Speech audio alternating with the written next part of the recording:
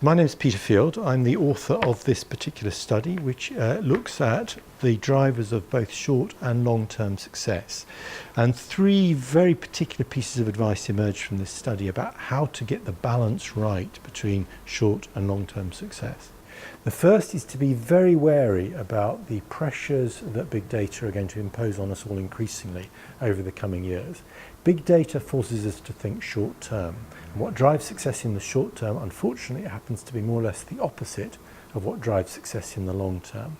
So we need to achieve a balance of these two. We can't afford to wait around for the long term, but we mustn't only dwell in the short term. Which leads me to my second piece of advice, which is about how we get that balance right.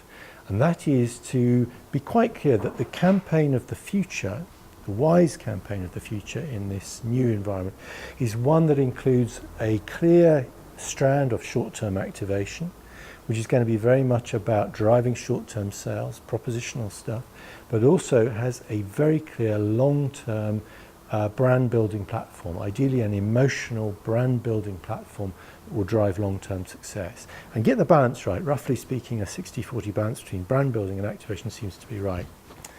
And that leads me to my third piece of advice, which is about the nature of long-term success. What drives long-term success?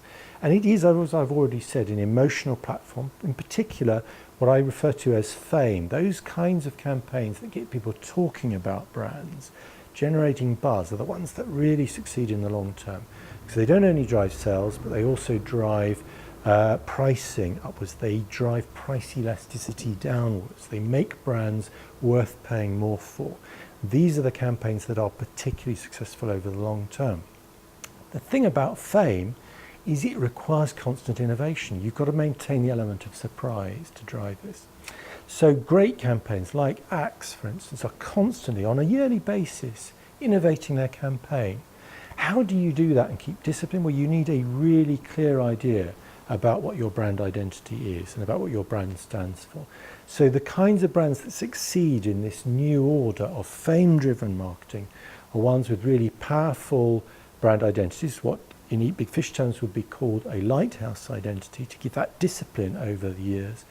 And they innovate around it and use it to build a growing sense of appeal around this brand, an unmissable sense that this is the brand that everyone is talking about, if you like.